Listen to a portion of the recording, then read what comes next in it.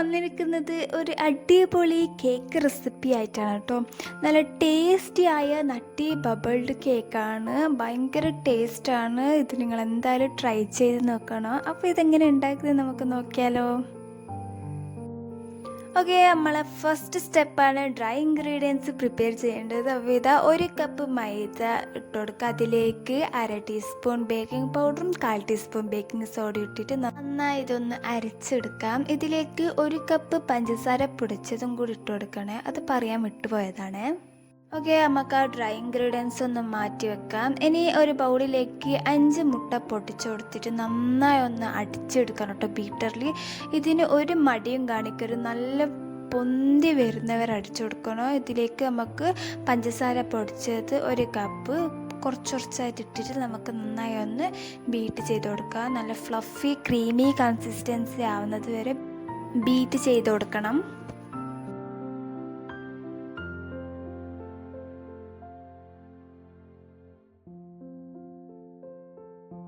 അപ്പോൾ ഇതാ ഈ ഒരു കൺസിസ്റ്റൻസി ആക്കുമ്പോൾ ഞങ്ങൾ നേരത്തെ മാറ്റി വെച്ച ഡ്രൈ ഇൻഗ്രീഡിയൻസ് അതിലേക്ക് കുറച്ചായിട്ട് ഇട്ടിട്ട് ഒന്ന് പതുക്കെ മിക്സ് ചെയ്ത് കൊടുക്കാം.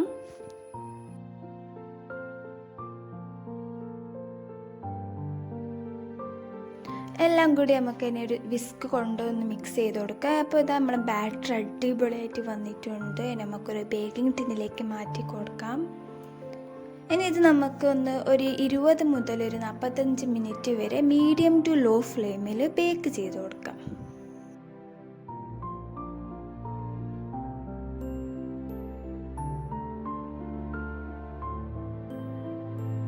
ഓക്കെ, അപ്പോൾ നമ്മളെ കേക്ക് ഇതാ അടിപൊളിയായിട്ട് വെന്ത് വന്നിട്ടുണ്ട് കേട്ടോ. നല്ല സോഫ്റ്റ് കേക്കാണ്. ഇനി ഇതിൻ്റെ ഒരു ചൂടാറാണ്ടിട്ട് മാറ്റി വെക്കുക. അപ്പോഴത്തേക്ക് നമുക്ക് ഷുഗർ സിറപ്പ് റെഡിയാക്കാനുണ്ട്. ഞാൻ ഇത് പാലും മിൽക്ക് മെയ്ഡും കൂടി മിക്സ് ആക്കിയിട്ട് ഒരു സിറപ്പാക്കിയിട്ടുണ്ട്, അതങ്ങ് മാറ്റി വെക്കാം. നമുക്ക് കേക്കിന് വേണ്ട വിപ്പിംഗ് ക്രീം നമുക്കൊന്ന് ബീറ്റ് ചെയ്യാനുണ്ട്.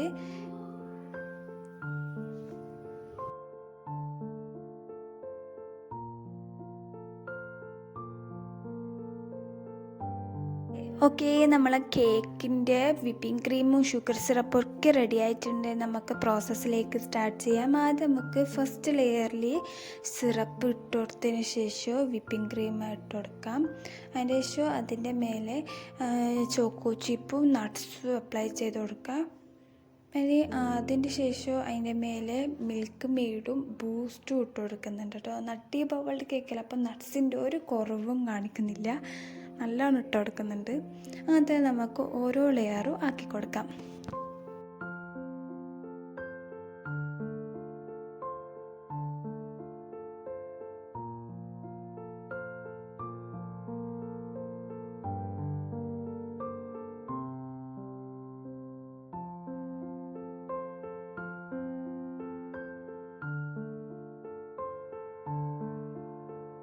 ഓക്കെ, നമ്മൾ അവസാനത്തെ ലെയറാണ് കേട്ടോ. ക്രീം അപ്ലൈ ചെയ്ത് കൊടുക്കുകയാണ്.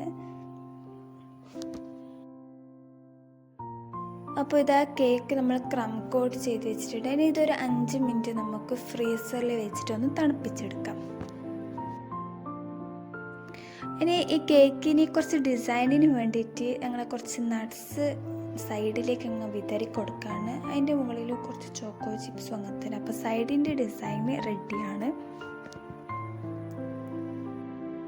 ഇനി കേക്കിൻ്റെ ഫ്രണ്ടിൽ കുറച്ച് വൈറ്റ് ചോക്ലേറ്റിൽ ബബിൾസ് ആക്കി കൊടുക്കുക. എന്നിട്ട് അതിൻ്റെ ശേഷം ബൂസ്റ്റ് പൗഡർ ഒന്ന് ഇട്ട് കൊടുത്തിട്ട് അതിൻ്റെ മേലെ ഒന്നും കൂടി ഒരു ലെയറും കൂടി ബബിളാക്കി കൊടുക്കാം. കാരണം ഇത് നട്ടി ബബിൾഡ് കേക്കല്ലേ, നല്ല ബബിൾസ് പോലെ നിൽക്കണം. പിന്നെ കുറച്ചും കൂടി ഒന്ന് ക്രീമിനെ കൊണ്ട് താഴെയും മുകളിലൊക്കെ ഒന്ന് ഡിസൈനാക്കി കൊടുക്കുന്നുണ്ട്. അപ്പോൾ അത് നമ്മളെ കേക്ക് റെഡി ആയിട്ടുണ്ട് കേട്ടോ. നല്ല ടേസ്റ്റിയായ കേക്കാണ്. നിങ്ങൾ എന്തായാലും ട്രൈ ചെയ്ത് നോക്കണം. നല്ല സിമ്പിളുമാണ് കേട്ടോ. പിന്നെ നമ്മൾ ഓരോ കേക്കിൻ്റെ ലെയറിൽ കുറേ നട്ട്സും ചോക്കോ ചിപ്പും ഒക്കെ ഇട്ടുകൊണ്ട് അതൊക്കെ കടിക്കുമ്പോൾ നല്ല അടിപൊളി ടേസ്റ്റ് ആയിരുന്നു. അപ്പോൾ ഇത്രയേ ഉള്ളൂ ഇന്നത്തെ വീഡിയോ. ഈ വീഡിയോ ഇഷ്ടപ്പെട്ടിട്ടുണ്ടെങ്കിൽ നിങ്ങൾ ലൈക്കും ഷെയറും സബ്സ്ക്രൈബും ചെയ്തേക്കണേ. ബൈ.